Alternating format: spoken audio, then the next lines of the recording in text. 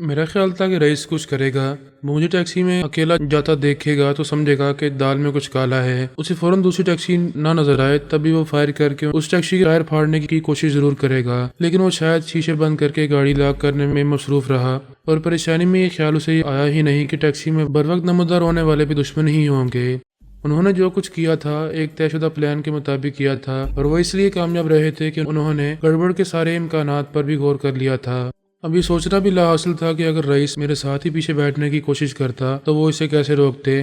میں نے رئیس کا تصور کیا جس نے پلٹ کے دیکھا ہوگا تو ٹیکسی کو غائب پا کے اس کی کیا حالت ہوئی ہوگی۔ چند سیکنڈ کا فرق بعض اوقات زندگی اور موت کے درمیان اس فصیل کی طرح حائل ہو جاتا ہے جسے عبور نہیں کیا جا سکتا۔ مجھے ٹیکسی میں اپنے ساتھ لے جانے والے جتنے پرسکون تھے اس سے ان کے اعتماد کا اندازہ کیا جا سکتا تھا۔ وہ پروفیشنل لوگ تھے جو ہر قسم کی صورتحال سے نمٹنے کا تجربہ رکھتے تھے اور کسی مشن کی تکمیل کی ذمہ داری قبول کرنے سے پہلے تمام ممکنات اور مشکلات کا ہر پہلو سے جائزہ لے کر منصوبہ بندی کرنا چاہتے تھے۔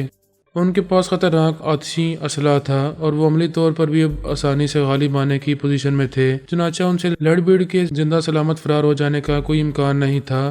یہ بات وہ خود بھی جانتے تھے۔ ٹیکسی ایک فرلانگ تک سیدھی گئی، پھر ڈرائیور نے اسے جی پی او سے الٹے ہاتھ کی طرف موڑ لیا۔ ٹریفک یہاں بھی کم نہیں تھی۔ میں نے ایک پولیس سارجنٹ کو موٹر سائیکل پر اپنے قریب سے گزرتے دیکھا اور نظر انداز کر دیا۔ اگر میں چاہتا تو چلائے بغیر بھی اسے بتا سکتا تھا کہ مجھے اغوا کیا جا رہا ہے تھانے دار جی، مگر مجھے معلوم تھا کہ جواب میں تھانے دار کا رد عمل یہی ہوگا کہ پھر میں کیا کروں، جا کے علاقہ تھانے میں رپورٹ لکھوا دو، میں ٹریفک کنٹرول میں ہوں۔ وہ علاقہ تھانے دار ہوتا تب بھی پہلے یہ پوچھتا کہ اغوا ہونے والے کام کیوں کرتے ہو بچو، اور تم چاہتے ہو کہ میں تمہیں اغوا کنندگان سے بچانے کے لیے کچھ کروں تو یہ بتاؤ کہ کچھ کرنے میں میرا کیا فائدہ ہوگا۔ جتنی رقم اغوا کرنے والے بطور تاوان طلب کریں گے اس سے آدھے میں سودا کرتے ہو مجھ سے۔ ظاہر ہے سر راہ سے مذاکرات ناممکن تھے۔ اس کے علاوہ میں بھی اپنی ظاہری حالت سے یہ ثابت کرنا چاہتا تھا کہ نہ میں خوفزدہ ہوں اور نہ پریشان۔ اس طرح تو ہوتا ہے اس طرح کے کاموں میں، اور وہ تجربہ رکھتے ہیں، تو میں بھی سیاست اور بدماشی کے معاملات میں کوئی طفل نو آموز نہیں۔ اپنے اعتماد سے انہیں مروب کرنے کے لیے میں نے پرسکون لہجے میں کہا، اب یہ بھنگیوں کی توپ ہٹا لو میرے پیچھے سے۔ یہ ٹھیک ہے کہ اس وقت تمہاری دخل اندازی سے میرا پروگرام ڈسٹرب ہوا، مجھے کہیں اور جانا تھا، لیکن کوئی بات نہیں، ذرا یہ پیکٹ رکھ لو پیچھے سنبھال کے۔ پیچھے والے کے لیے پیکٹ سنبھالنے کے سوا چارہ نہ رہا۔ اس نے یقیناً یہ سمجھا ہوگا کہ میں انہیں باتوں میں لگا کے ایسی سچویشن پیدا کر رہا ہوں جس سے فائدہ اٹھایا جا سکے۔ دوسرے شخص نے اپنا ریوالور میری کن پٹی کے قریب کر دیا، مگر میں نے اس کی طرف دیکھا بھی نہیں۔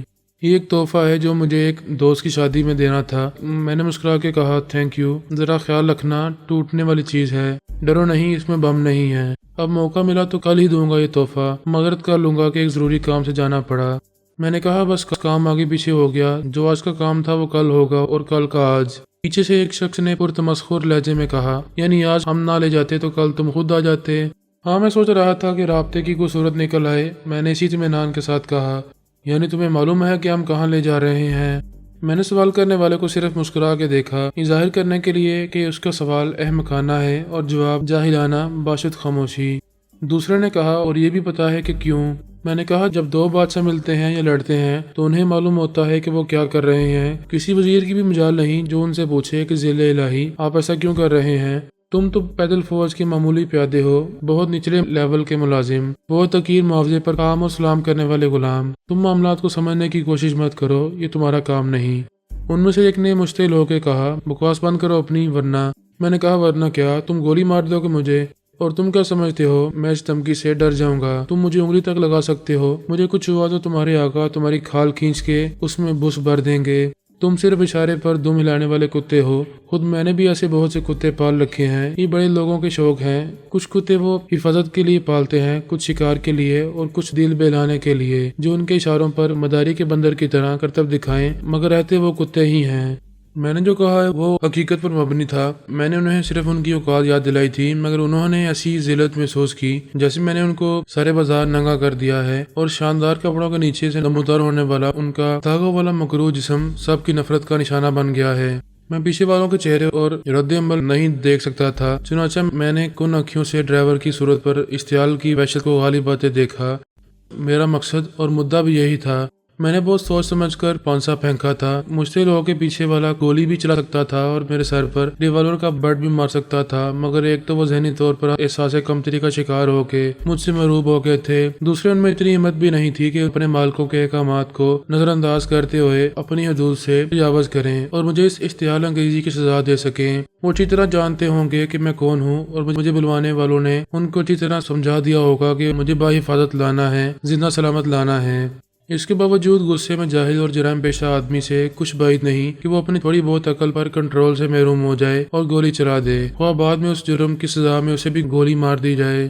تاہم پاسا میرے حق میں رہا۔ پیچھے والوں نے صرف مغالطات کا دریا بہایا، مگر ڈرائیور نے گاڑی چلاتے چلاتے اپنا الٹا ہاتھ میرے منہ پر مارنے کی کوشش کی۔ میں نے موقع سے فائدہ اٹھایا اور آگے جھک کر خود کو بچانے کی بجائے میں اپنے دائیں جانب اس کے کندھے کی طرف ہو گیا۔ میرا سر اس کی سیٹ اور اس کے پھیلے ہوئے بازو کی کلائی کے درمیان آ گیا۔ اسے کوہنی پر جھٹکا لگا اور اس سے پہلے کہ وہ پھر اسٹیئرنگ پر اپنی گرفت مضبوط کرتا، 1 سیکنڈ کے 10ویں یا 100ویں حصے میں میرا پاؤں اس کے پاؤں کو ٹھوکر مار کے بریک پر جم گیا۔ گاڑی کو ایک زبردست جھٹکا لگا اور اسٹیئرنگ گھوم گیا۔ پھر گاڑی کے اگلے دونوں پہیے فٹ پاتھ سے ٹکرائے، مگر اس سے پہلے ہی میں پیچھے کی طرف کلا بازی لگا چکا تھا۔ پیچھے بیٹھے ہوئے دونوں افراد بھی جھٹکے سے آگے گئے تھے۔ میں ان کے اوپر گرا۔ ڈرائیور کا سر دوسری بار ڈیش بورڈ سے ٹکرایا، مگر وہ جاندار آدمی تھا۔ ٹیکسی جب اونچی فٹ پاتھ سے ٹکرا کے تھوڑا سا پیچھے آئی تو اس نے دوبارہ اسٹیئرنگ سنبھال لیا اور ٹیکسی کو موڑ کر پھر فٹ پاتھ کے اونچے کنارے کی رگڑ سے بچا لیا۔ پیچھے بیٹھے ہوئے دونوں بدماش کسی حادثے کے لیے بالکل تیار نہ تھے۔ ان کا خیال تھا کہ وہ ریوالور لیے بیٹھے ہیں تو ان کے لیے فکر کی کوئی بات نہیں۔ میں بھی انہیں تھوڑا سا ایزی کر رہا تھا۔ یہ وہ کیسے تصور کر سکتے تھے کہ میں آگے سے پلٹ کر ان کے اوپر آ گروں گا۔ ڈرائیور نے اپنی ساری مہارت، محنت اور توجہ ٹیکسی کو رواں رکھنے میں صرف کر دی تھی۔ اگر گاڑی فٹ پاتھ پر چڑھ جاتی تو 2-4 بندے ضرور زخمی ہو جاتے، یا شاید کوئی بجلی کا یا ٹیلی فون کا کھمبا راہ میں حائل ہوتا تو ٹیکسی کا اگلا حصہ ریڈیٹر سمیت سمیش ہو کے انجن میں گھس جاتا۔ ہوا بھرے ٹائروں کے فٹ پاتھ سے ٹکرانے کا نتیجہ ری باؤنڈ کی صورت میں نکلا۔ رفتار کم نہ ہوتی تو اگلے حصے کا سسپینشن تباہ ہو جاتا، مگر یہ سب نہیں ہوا۔ فٹ پاتھ پر چلنے والے تو بھاگ کے ادھر ادھر ہو گئے تھے اور ٹیکسی والے کو گالیاں دینے کے علاوہ احتجاجی انداز میں چیخ پکار کر رہے تھے کہ پکڑو اس کھوتے دے کھورنو، شراب پی کے گاڑی لے آیا ہے مال پر اور اب بھاگ رہا ہے۔ لیکن ڈرائیور بھاگنے میں کامیاب ہو گیا تھا اور کسی نے اس کو تعاقب کرنے کی ضرورت محسوس نہیں کی تھی۔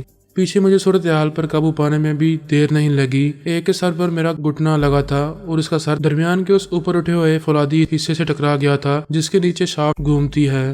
دوسرے کی گردن پر میں نے کوہنی ماری تو وہ گدی سے ذرا نیچے لگ گئی۔ یہ کہا جا سکتا ہے کہ اس کی قضا آ گئی تھی۔ میرا ارادہ ہرگز اس کی جان لینے کا نہیں تھا۔ گدی پر کوہنی لگنے سے شاید وہ چکرا جاتا یا ذرا سی دیر کے لیے بے ہوش ہو جاتا، مگر گردن پر یہی ضرب مہلک ثابت ہو گئی۔ اس کا کوئی مہرہ ٹوٹ گیا اور وہ ایک دم پھڑک کر ڈھیلا پڑ گیا۔ اس کا ریوالور ہاتھ میں آتے ہی میں نے ڈرائیور کے گال پر وار کیا۔ وہ پیچھے مڑ کر دیکھنے اور گاڑی روکنے کی کوشش کر رہا تھا۔ چوٹ اس کی ناک پر لگی۔ وہ بلبلایا، ہائے ہائے میری ناک۔ میں نے کہا ناک ابھی تو وہیں ہے جہاں تھی، لیکن تم نے گاڑی روکی تو ناک اکھاڑ کے پیچھے لگا دوں گا۔ وہ منانے لگا، اچھا جی جو حکم۔ جس کا سر فرش پر لگا تھا وہ سر اٹھا کے ڈرائیور کو حکم دینے لگا، اوے حرامی، ٹھا کر کے گولی مارے نو۔ میں نے بال پکڑے اور اس کا سر اٹھا کر سر ٹھا سے فرش پر مارا۔ یہ ضرب اتنی شدید تھی کہ وہ مردے کی طرح بے جان ہو گیا۔ وہ زندہ تھا مگر میں نے افسوسدہ آواز نکال کے کہا، یہ بھی مر گیا۔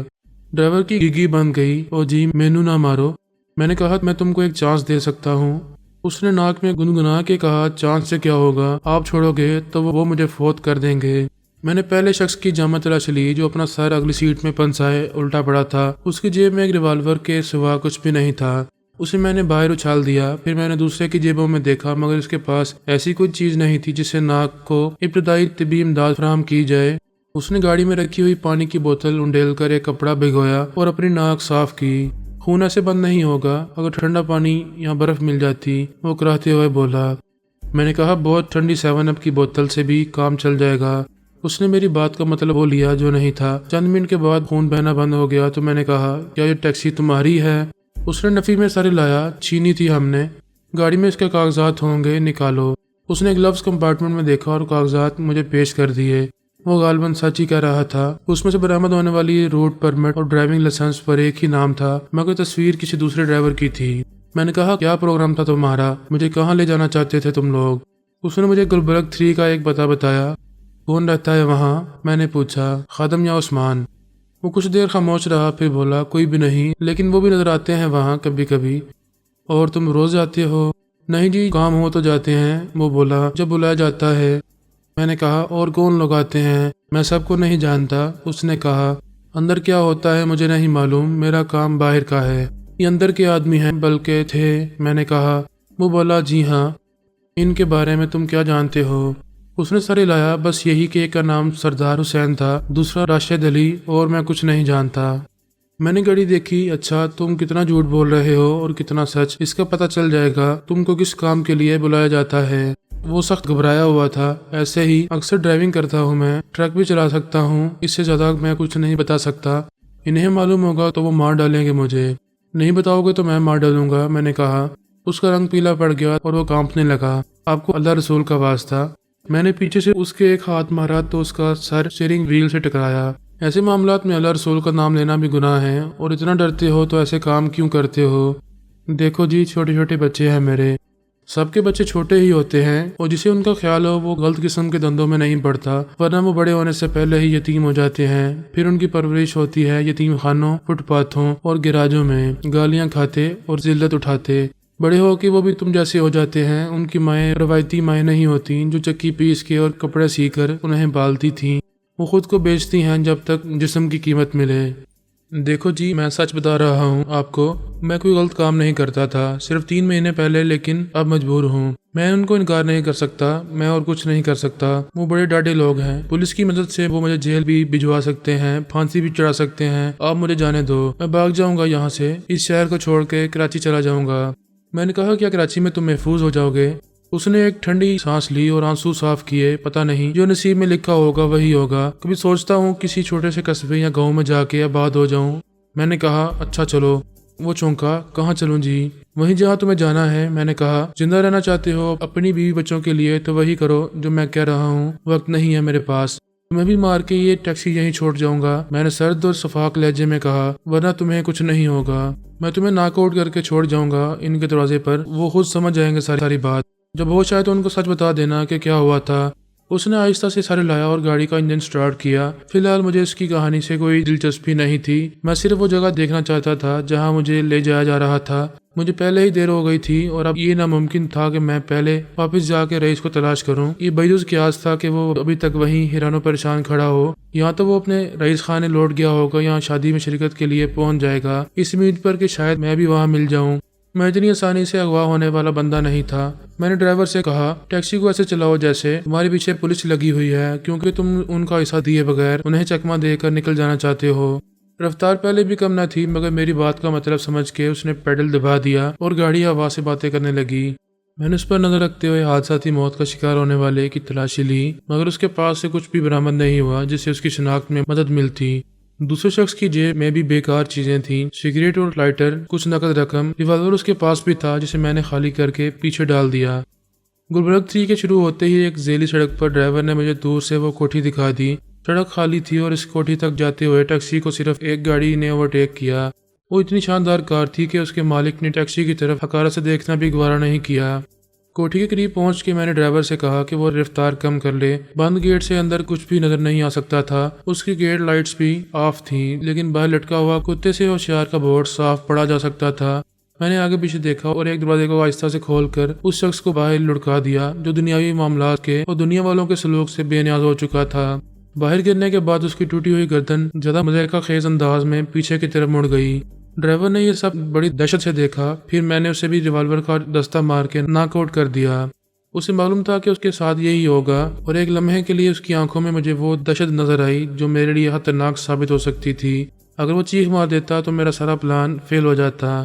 ڈرائیور کو بھی خاموشی سے باہر دھکیل کے میں نے اس کی جگہ سنبھالی اور دروازہ بند کر کے ہارن دیا۔ پھر میں نے گاڑی کو گیئر میں ڈالا اور ایکسیلیٹر کو ایسے دبایا کہ گاڑی اس گھوڑے کی طرح دیوانہ وار بھاگی جس کی دم سے پٹاخہ باندھ کے چلا دیا گیا ہو۔ میں نے پلٹ کے نہیں دیکھا اور اندھیرے میں بیک ویو مرر نے بھی میری کوئی مدد نہیں کی، مگر مجھے پورا یقین تھا کہ ہارن کی آواز سن کوئی باہر ضرور آیا ہوگا اور اس نے فرش پر پڑے ہوئے 2 تحفے اٹھائے ہوں گے جو میں نے بقلم خود ڈلیور کیے تھے۔ میرے پاس اب ایک پیس رہ گیا تھا جس کی حفاظت ضروری تھی، اس سے مجھے تمام ضروری معلومات حاصل ہونے کی امید تھی۔ رات کے 9:40 ہو رہے تھے۔ ایک بار پھر میرا ارادہ متزلزل ہوا۔ مجھے بارات کے ساتھ دلہن کے گھر پہنچنا چاہیے یا بارات کا استقبال کرنے والوں میں شامل ہونا چاہیے۔ مجھے معلوم تھا کہ رخصتی خان اعظم کے گھر سے ہوگی، مگر برات سے پہلے وہاں پہنچنے میں یہ اندیشہ بہرحال تھا کہ مجھے شاہ عالم کی طرح اجنبی مہمانوں میں بٹھا دیا جائے، شاید میرا استقبال کوئی بھی نہ کرے، میں خود ہی ڈیڑھ بن کے مہمانوں کے ساتھ جا بیٹھوں۔ کیا برات کے ساتھ آنے میں میری عزت کچھ محفوظ ہو جائے گی؟ نہیں۔ شاہ عالم ہو یا شاہ جی کے ڈیرے کا وکیل، جو اجنبی ہو گئے تھے، ان کے لیے اہمیت صرف ناصر عظیم کی تھی۔ باقی رہے برات کے ساتھ آنے والے اجنبی، تو ان کی عزت یا بے عزتی سے چندہ یا خان اعظم کو کیا؟ اگر قمر کا بھائی ہوتا تو کیا اسے سوچنا پڑتا کہ اسے کہاں ہونا چاہیے؟ اس سوال کے بعد کچھ اور سوچنے کی نہ ضرورت تھی اور نہ گنجائش رہی۔ میں نے گاڑی کا رخ اپنے ناصر عظیم کے اس گھر کی طرف موڑ دیا جسے وہ چھوڑ چکا تھا۔ کسی کو اپنانا کتنا مشکل ہوتا ہے، چھوڑ کے اپنانا اس سے کہیں زیادہ مشکل، شاید ناممکن ہوتا ہے۔ ندامت اور پچھتاوے کا تاوان ادا کرنے سے بھی دل کے آئینے کا بال کہاں جاتا ہے؟ میں نے تو وہ آئینہ ہی توڑ دیا تھا۔ ایک بار پھر میرا ارادہ ڈاواڈول ہوا۔ کیا ملے گا مجھے وہاں جا کے؟ مزید ذلت، مزید ندامت، مزید اذیت۔ وہ سب ناصر عظیم کو بھول چکے تھے، ان کی طرح جو مر گئے اور ماضی کی ایک یاد رہ گئے، مگر یہ بھی ناممکن ہے۔ اگر وہ ایسا ظاہر کریں گے تو وہ جھوٹ ہوگا جو وہ خود پر جبر کر کے بولیں گے۔ اجنبیت کی خاموش نقاب کے نیچے ان کی محبت کا زخم کھاتے ہوئے دل کرا رہے ہوں گے، رو رہے ہوں گے۔ یہ کیسے ہو سکتا ہے کہ گل اپنی ہی خوشبو سے ناشنائی کا رشتہ رکھے، آسمان کے لیے ستارے اجنبی ہو جائیں، ساز اپنے ہی نغمے کو اپنا نہ سمجھے؟ زبان لاکھ انکار کرے، دل کا اقرار معتبر ہے، اور اگر یوں ہے تو یوں ہی صحیح۔ جب میں ناصر عظیم ہوں تو چندہ کے یا قمر کے اور خان اعظم کے انکار سے مجھے کیا فرق پڑتا ہے؟